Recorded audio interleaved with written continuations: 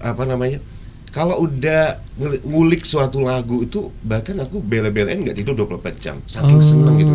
Okay. Udah gitu baru tidur. Oh gitu. Kau Udah seneng aja gitu loh. Tepar. Seneng kalau mau Iya. main.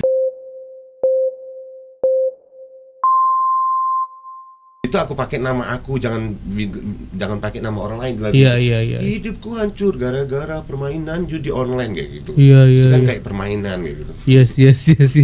Jadi emang memotret kehidupan bebas sosial yang sekarang gitu. Berarti nanti Ramadan mau bikin lagu religion kira-kira? Ada dong, ada. Waduh, bener dah ketebakan gua dah. Lagunya Marhaban Tiba. Marhaban Tiba. Marhaban Tiba. Itu Isdali. Iya. Oke, jadi memang ngambil tema-tema sosial, pengalaman-pengalaman pribadi. Tapi anehnya juga Bang ya, karena memang teman-teman pengguna internet kayak gitu kan, udah boleh dibilang udah nerima aku tuh kayak gitu kan. Iya. Kadang-kadang kalau aku nggak bikin lirik nyeleneh, malah kurang asik lo Bang kayak. Orang-orang iya kayak gitu, kayak udah deh kayaknya di Indonesia yang udah kadung tukang obrak-abrik lagu katanya. Tukang obrak-abrik lagu. Tukang obrak-abrik lagu. Tapi mereka tuh maksudnya fun gitu kan. Iya, buat seru-seruan gitu, ya. Cuma ya kadang-kadang ya tetap aku warning aja, takutnya kalau nanti suatu saat terjerat hukum, semoga Allah melindungi gitu aja Bang. Karena niat aku tuh nggak ada niat untuk insya Allah lirik-lirik yang dibuat tuh nggak memburukan oknum atau nggak propaganda kayak gitu kan. Untuk menghibur. Yes.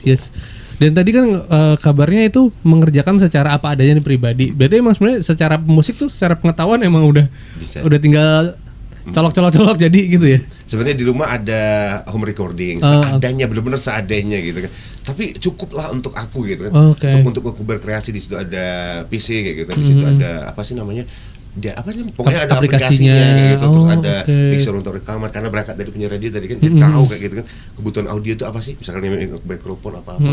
Jadi minimal standar untuk produksi buat naik di sosmed mah gitu. Udah enak gitu ya. Udah cukup lah kayak gitu. Jadi memang ada yang nanya, Bang, kamu bikin lagu tuh di mana dan kapan prosesnya? Iya. Semuanya kebetulan Bang, subhanallah. Kalau dilihat-lihat, kalau ada yang main ke rumah aku, dia bakal gak tega ngeliat aku karena semuanya digarap sendiri. Mulai dari bikin note segala macam sampai rekaman. Tapi herannya kalau anak musik, mungkin Anda musik yang nonton ini, apa namanya? Kalau udah ngulik suatu lagu itu bahkan aku bela-belain nggak tidur 24 jam saking seneng gitu. Udah gitu baru tidur. Oh gitu. Kau udah seneng aja gitu loh. Tepar. Seneng kalau Iya. main. Jadi ngulik sendiri ya. Jadi alat musik menguasai dong. Untuk sekedar produksi lagu, maksudnya untuk pembuatan musik aku bisa, nggak bisa kalau untuk live perform nggak bisa gitu. Jadi kayaknya bisa cuman untuk buat lagu kan, nggak detail semua lagu harus bisa. Iya. Lagu aku sendiri aku bisa gitu. Hebat. Mandiri kan, mandiri sekaligus memotivasi juga. Kalau kita mau nunggu orang lain, mau sampai kapan gitu loh Bang ya. Kalau misalkan aku nggak pernah melakukan itu secara pribadi, maksudnya sendiri aku bikin musik kayak gitu kan, nggak mungkin aku bisa diketahui sama Bang Donald atau teman-teman dari Legacy gitu. Prosesnya itu kan untuk sampai ke sini kayak gitu, kebetulan proses aku kayak gitu. Setelah lagu tersebut terbentuk meskipun dengan ala kadarnya kayak gitu.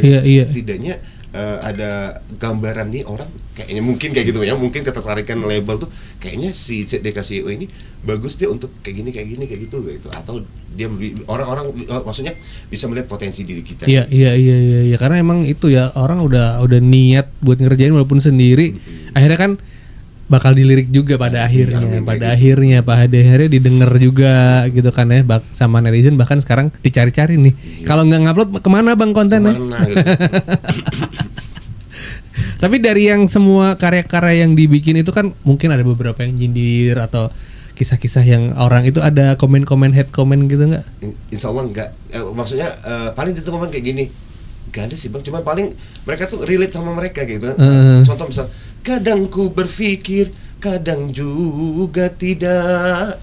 Sekian lamanya aku malas berpikir kayak gitu kan. Jadi anak-anak yang malas mikir tuh kok aku banget gitu. Kok bener juga ya. Lagi malas mikir kayak gitu. Nah kayak gitu, paling kayak gitu. Iya. Ada.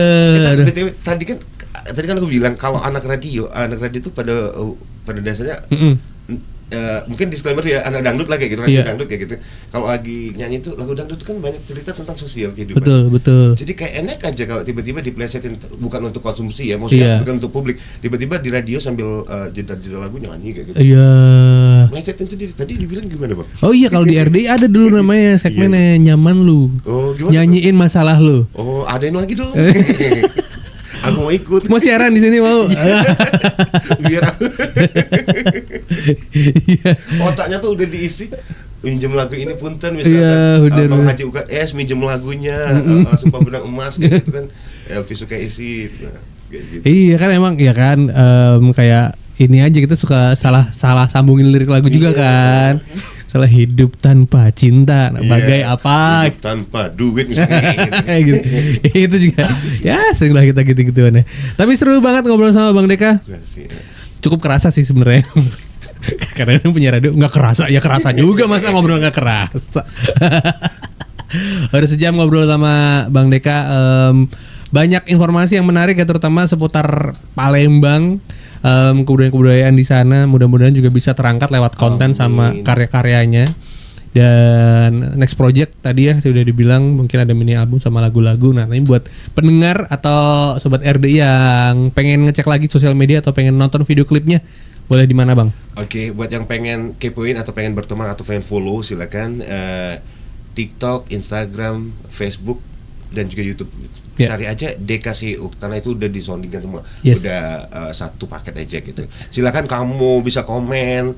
Pokoknya aku suka gaya komentar kalian tuh aku suka, dan aku ini paling rajin balas komentar. Oh iya. Wah yang paling tinggi tuh, yang tertinggi tuh takut apal nih liriknya nih. Apa gitu, padahal udah hafal. Udah hafal. Ya ampun, terlanjur hafal. Mana yang bilang kayak gini, Bang? Takut banget rakaat pertama salah katanya. Harus aku balas, Mbak. Kak yang husuk dong Kak. Itu gaya komentar yang lucu-lucu ya. Dan video klipnya yang paling baru kan memang ada syuting di Jakartanya juga, di bandara, di kantor ya.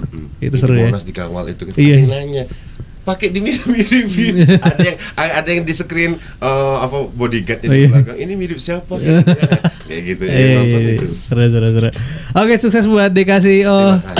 Buat lagu Si Om Mencari Cinta, semoga dapat cinta beneran. Amin.